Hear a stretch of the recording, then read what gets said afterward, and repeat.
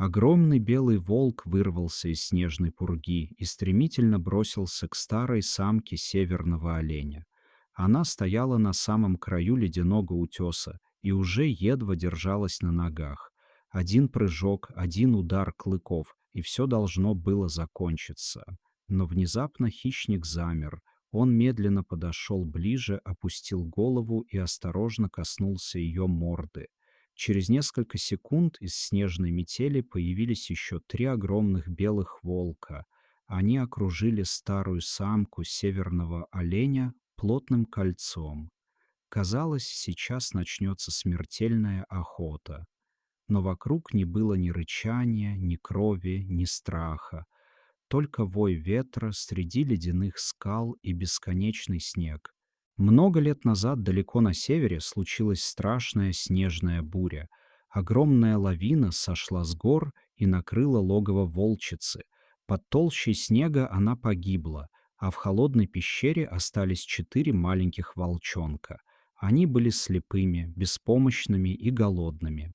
Волчата дрожали, жались друг к другу и тихо скулили, ожидая мать, которая уже никогда не должна была вернуться. С каждой минутой холод забирал у них последние силы. В ту же ночь неподалеку по снежной равнине брела старая самка северного оленя.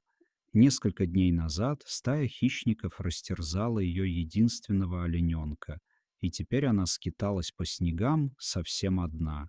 Ее сердце было наполнено болью, а вокруг были только ледяной ветер и метель. Она искала укрытие среди скал и вдруг почувствовала запах волков. Любое другое животное сразу бы убежало прочь, но затем из глубины пещеры донесся слабый жалобный писк. Самка северного оленя осторожно вошла внутрь и увидела 4 маленьких волчат. В этот миг страх исчез. Перед ней были не враги, перед ней были дети, обреченные погибнуть без тепла и заботы. Она легла рядом и накрыла их своим теплым телом. Маленькие волчата сразу прижались к ней, чувствуя спасительное тепло. Они не понимали, что рядом находится добыча. Они знали лишь одно — рядом жизнь. С того дня самка северного оленя стала для них матерью. Днем она уходила искать мох под снегом, а ночью всегда возвращалась в пещеру. Она согревала малышей, закрывала их от ледяного ветра и вылизывала их шерсть, словно родных детенышей. Благодаря ей маленькие хищники выжили в суровой тундре, где обычно выживает только сильнейший. Проходило время, волчата росли, их лапы становились крепче, движения быстрее, а игры все опаснее. Иногда они случайно прикусывали самку северного оленя острыми зубами, но сразу останавливались, словно чувствовали ее боль. Она не могла научить их охотиться, но научила другому, как находить воду подо льдом, как пережидать снежную бурю, как идти против ледяного ветра и не бояться темной полярной ночи. Когда белые волки подросли, они начали уходить все дальше от пещеры. Но каждый вечер возвращались обратно. Они ложились вокруг самки северного оленя и сторожили ее сон, словно самое дорогое существо в своей жизни. Шли годы. 4 маленьких волчонка превратились в огромных и сильных хищников. Настал день, когда бескрайняя тундра позвала их за собой. Перед уходом они долго стояли рядом с самкой северного оленя, внимательно смотрели на нее и тихо касались ее морды. Потом исчезли среди снегов. Самка северного оленя снова осталась одна. Годы постепенно забирали ее силы. Ноги слабели, дыхание становилось тяжелым, а каждый шаг давался все труднее. Без защиты она снова превратилась в легкую добычу. И однажды беда все-таки пришла. Высоко среди снежных скал стая голодных медведей загнала ее к обрыву. Бежать было некуда, старое тело больше не слушалось. Самка северного оленя закрыла глаза и приготовилась к смерти.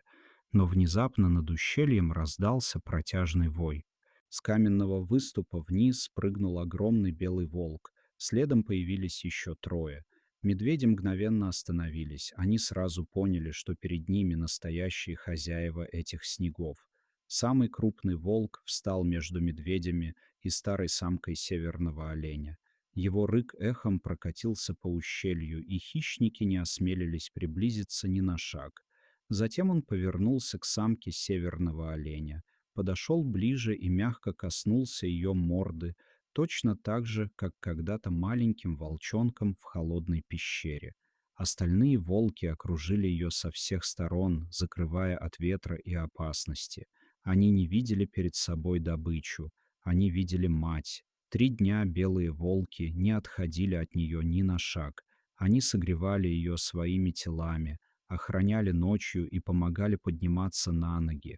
А потом медленно отвели ее в скрытую долину среди снегов, где было много мха, незамерзающая вода и защита от ледяного ветра.